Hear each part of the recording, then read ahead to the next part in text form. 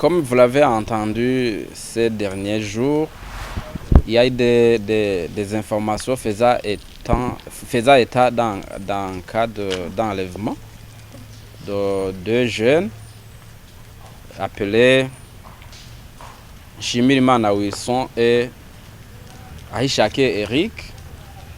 Et ces informations faisaient état de l'enlèvement de ces jeunes et précisaient que ces jeunes avaient été enlevés à bord d'une Jeep Prado RAV4 et qu'ils étaient enfermés quelque part au sud du pays à Makamba et que l'objectif, la destination était l'enrôlement dans un mouvement rebelle.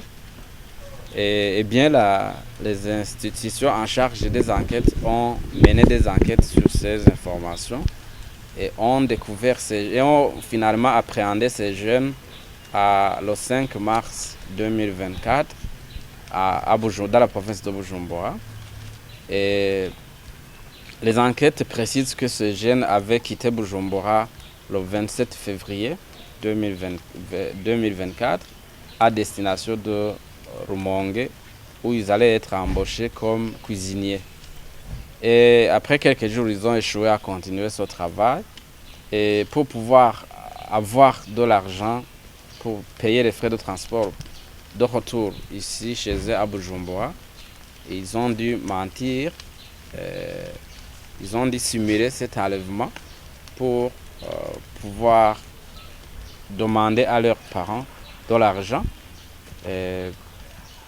Comme il disait que c'est une rançon qui est demandée par les kidnappeurs, mais comme vous l'avez entendu, il n'y a jamais eu d'enlèvement. Et d'ailleurs, l'enquête qui a été menée techniquement par les enquêteurs montre que ces jeunes n'ont jamais quitté la province de Bujumbura vers la destination de Makamba,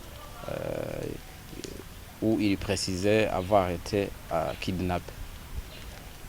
Et pour ce cas d'enlèvement, nous voudrions encore une fois rappeler à la population la manière dont il faut procéder lorsque la population a connaissance d'un cas d'enlèvement. Eh bien, les cas d'enlèvement, les enlèvements, ce sont des infractions qui sont commises pas seulement au Burundi, dans tous les pays du monde. Et l'important, c'est que chaque fois qu'il y ait survenance dans de pareils cas, les institutions en charge de l'enquête mènent professionnellement des enquêtes et quitte à aboutir à la vérité, à la découverte des personnes kidnappées lorsque elles peuvent encore être découvertes. Parce que ce n'est pas dans tous les cas où on peut découvrir nécessairement les personnes qui ont été enlevées. Et le problème, c'est que parfois la population est désorientée et ne sait pas comment agir. L'attitude à prendre chaque fois qu'il y a connaissance de ce cas d'enlèvement. Eh bien, nous voudrions rappeler à la population la procédure. Chaque fois que vous constatez que l'un des vôtres ou un voisin ou un ami n'est pas présent,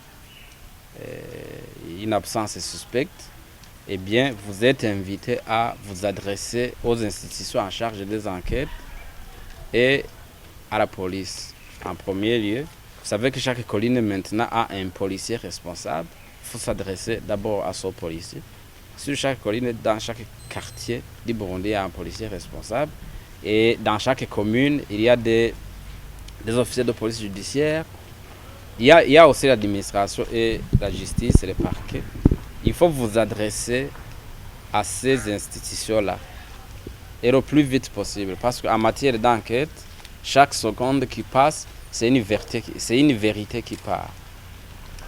Si vous traînez, en commençant par aller vous adresser à des réseaux sociaux, à des acteurs anonymes sur des réseaux sociaux, ou anonymes ou identifiés, il y en a qui se font des grands défenseurs des droits de l'homme, des grands enquêteurs sur les réseaux sociaux, alors que même ce sont des criminels plutôt qui sont recherchés par la justice.